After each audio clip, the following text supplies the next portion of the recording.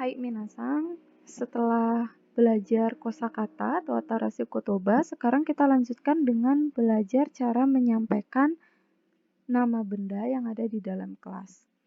Pola kalimatnya itu adalah titik-titik wa, titik-titik des. Titik-titik wa, titik-titik des. Apa sih yang diisi di titik-titik ini? Kalau tadi, saat menunjukkan atau menyebutkan nama ruangan, titik-titik di sini diisi dengan kata tunjuk. Begitupun untuk menunjukkan nama benda. Di sini yang diisi adalah kata tunjuk. Tapi ingat, kata tunjuk untuk menunjukkan tempat dan benda dalam bahasa Jepang itu berbeda. Jadi hati-hati jangan sampai salah menggunakan kata tunjuknya. Kalau kalian menunjukkan benda tapi yang kalian gunakan koko atau soko atau asoko, maka salah. Yang harus digunakan adalah kore, sore, atau are. Baik, kita lanjutkan. Jadi di sini masukkan kata tunjuknya, diikuti partikel wa, kemudian di sini diikuti dengan nama bendanya. Jadi titik-titik dalam kurung yang kedua ini diisi dengan nama benda yang ingin kalian tunjukkan. Dan tentunya diakhiri dengan des. Supaya lebih paham lagi cara penggunaan pola kalimat ini, kita coba lihat gambar berikut. Hai, jadi di sini ada si Bima dan si Anto. Si Bima ini ingin menyampaikan ke Anto bahwa yang dia pegang itu adalah pulpen. Hai, si Bima ingin menyampaikan kepada Anto dalam bahasa Jepang ini adalah pulpen. Bagaimana kalimatnya? Sekarang, yang pertama kita lakukan, coba perhatikan pola kalimat ini. Yang pertama kita lakukan adalah memasukkan kata tunjuknya. Untuk kata tunjuk benda, tadi kita sudah belajar ada 3. Yang pertama kore, yang kedua sore, yang ketiga are.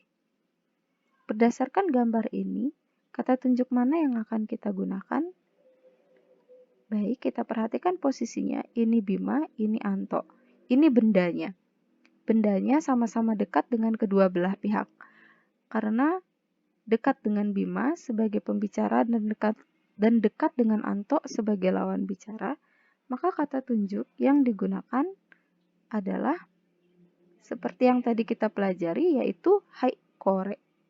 Jadi kita masukkan kore di sini, diikuti partikel wa, masukkan nama bendanya. Nama bendanya adalah pulpen. Pulpen tadi kita belajar bahasa Jepangnya adalah borupeng. Kita masukkan borupeng di sini diakhiri dengan des. Jadi ini adalah pulpen.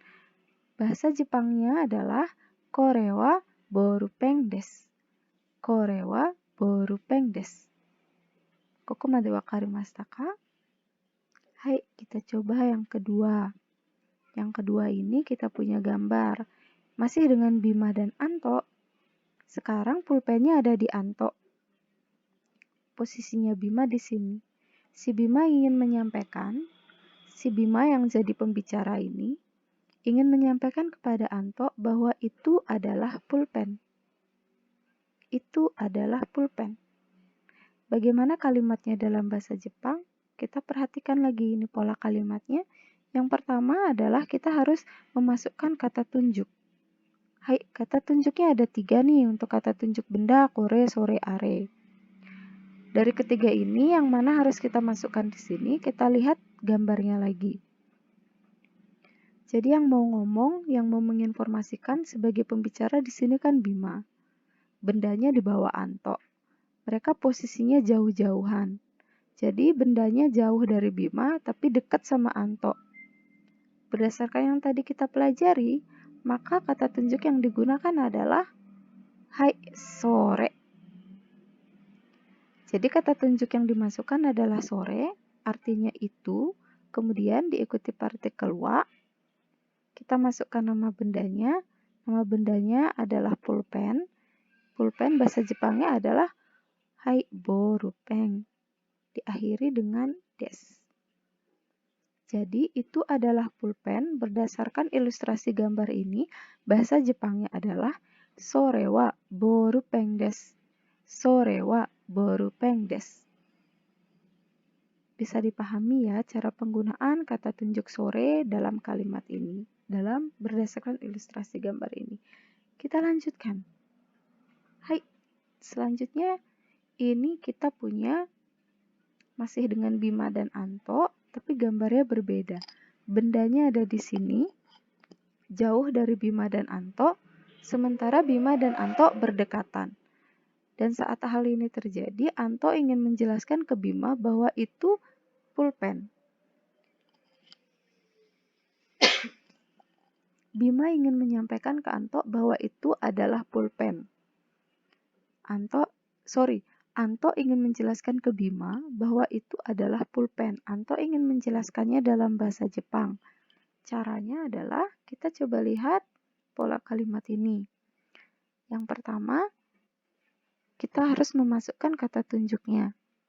Dari ketiga kata tunjuk yang sudah kita pelajari, kita harus memasukkan kore, sore, atau are.